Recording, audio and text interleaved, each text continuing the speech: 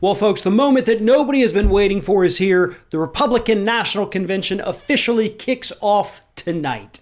And as had previously been reported, every single night is going to feature a speech by Donald Trump, because that's just what Donald Trump does. He has made this convention all about himself. But the Republican Party went along with it. They agreed to let him speak every single night. They agreed that every single night was going to showcase Donald Trump. They agreed to let about half of the speakers be members of the Trump family tree. And then they took it a step further. This was revealed this weekend through an internal memo from the Republican Party. They have decided that for 2020, for this election, they're not going to have a party platform. Now, if you remember, a couple weeks ago, lots of discussion about the Democratic Party platform. Would they include Medicare for all? Would they not? They didn't. Would they include making marijuana legal? They didn't. But anyway, there was votes. There was discussions. They were trying to figure out where, as a party, they wanted to go. It wasn't about Biden. It was about who are we and what do we stand for. And according to the memo from the Republican Party, to hell with all that. We are not coming up with a platform, and instead, we are going to go with whatever Donald Trump says. We are going to let him set the platform. Now, the Democrats, like I mentioned, they have committees. They vote on these kinds of things. They have delegates. You have hardcore neoliberal third-way centrists who get to vote alongside democratic socialists. Unfortunately, not enough of the latter. The former tends to rule the day there in the Democratic Party. But the Republicans aren't even willing to do that. They're just like, nope, we're not going to do it. We're not going to have these discussions. We're not going to come up with ideas or plans.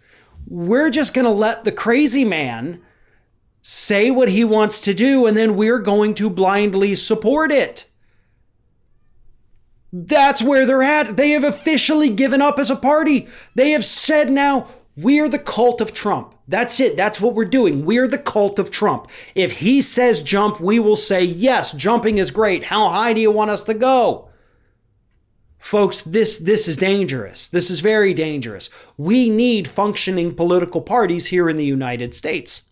We need multiple functioning political parties. And right now we've got about 75% of one party that kind of works some of the time, and that's the Democrats. The Republicans, with this memo, with this non-platform of just being a cult, they've given up. They've said, we're not functioning anymore. We're this one man, this one crazy guy who's gotten 170,000 Americans killed in a pandemic. The guy who launched a trade war and keeps giving up when he has an opportunity to maybe make some progress with it.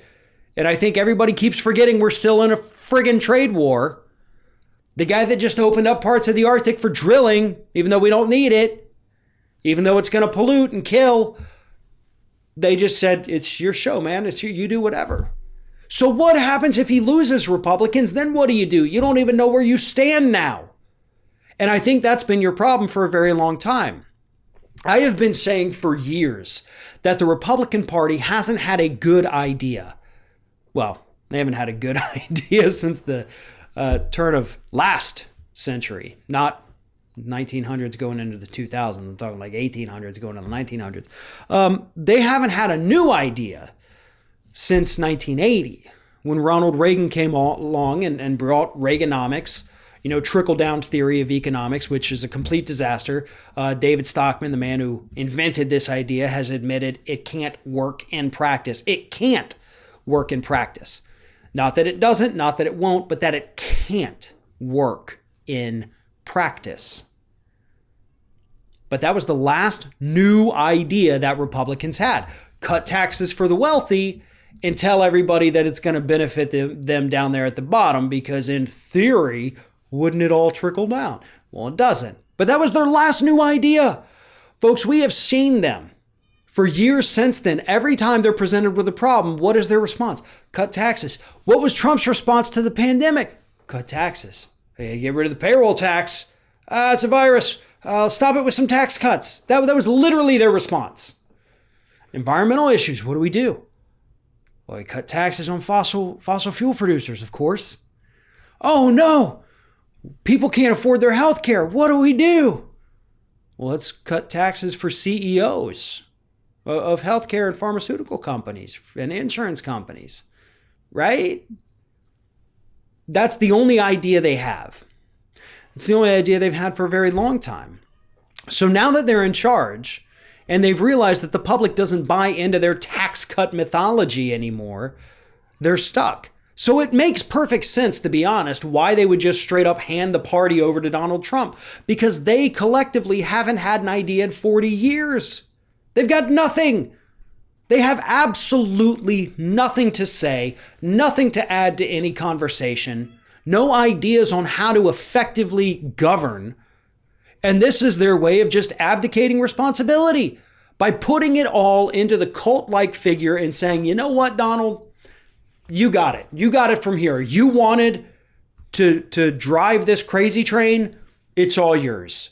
We're stepping aside. You set the agenda. You tell us where we're going. We have no idea how to lead. We don't think you do either, but to hell with it. If it takes the responsibility off our shoulders, we will do that.